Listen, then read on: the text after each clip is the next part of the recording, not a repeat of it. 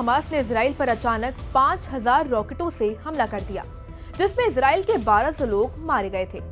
जवाब में इजराइल ने हमास के खिलाफ युद्ध का ऐलान कर दिया और हमास का अस्तित्व खत्म करने की भी कसम खाई थी। हालांकि कुछ दिनों के लिए इजराइल और हमास के बीच संघर्ष विराम रुका था, लेकिन अब एक बार फिर पूरी ताकत के साथ इजराइल ने हमास के ऊपर हमले करने शुरू कर दिए हैं। इसी बीच हाल ही में ही इजराइल के सिक्योरिटी चीफ ने कहा है कि इजराइल की खुफिया एजेंसी मोसाद उन सभी हमास आतंकियों को मार गिराएगी जो कतर और तुर्की में छुपे हुए हैं।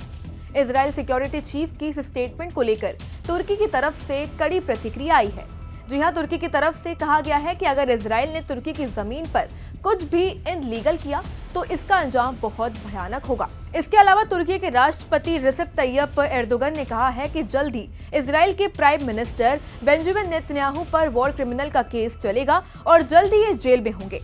अब सवाल ये खड़ा होता है कि आखिर इजराइल और तुर्की के बीच ये डिप्लोमेटिक वॉर क्यों चल रही है, ये हम आपको समझाते हैं।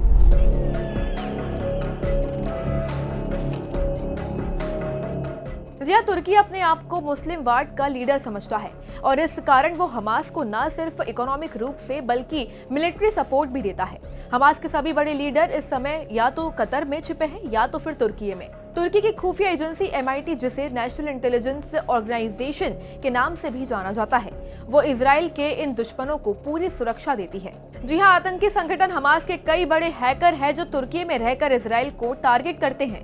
कई बार तो वो इजराइल के आयरन डॉग को भी हैक कर लेते हैं, जिसके कारण गाजा में मौजूद हमास आतंकियों को इजराइल पर हमला करने का मौका मिलता है। तो अब इन्हीं सभी समस्याओं से परेशान होकर इजराइल मोसाद के जरिए तुर्की और कतर में बैठे हमास के आला कमान को खत्म करना चाहता है। तुर्की और इजराइल के रिलेशन इस समय पूरी तरह बर्बाद हो चुके हैं। दोनों देशों ने एक दूसरे के राजदूत को भी अपने देश से निष्कासित कर दिया है। बहुत बड़ी संभावना है कि इजराइल हमास के लीडर्स को खत्म करने के लिए तुर्की में कोई ऑपरेशन करे। अगर ऐसा होता है तो अमेरिका सहित नाटो देशों के सामने बड़ी समस्या खड़ी हो सकती है। अब इस कारण देखना यह होगा कि नाटो देश इजराइल का साथ देता है या फिर तुर्की का। इसका जवाब मैं आप पर छोड़ती हूँ। आपको कमेंट बॉक्स में अपनी राय बताइए कि ऐसा कंडीशन में अमेरिका और नाटो का रुख क्या होगा।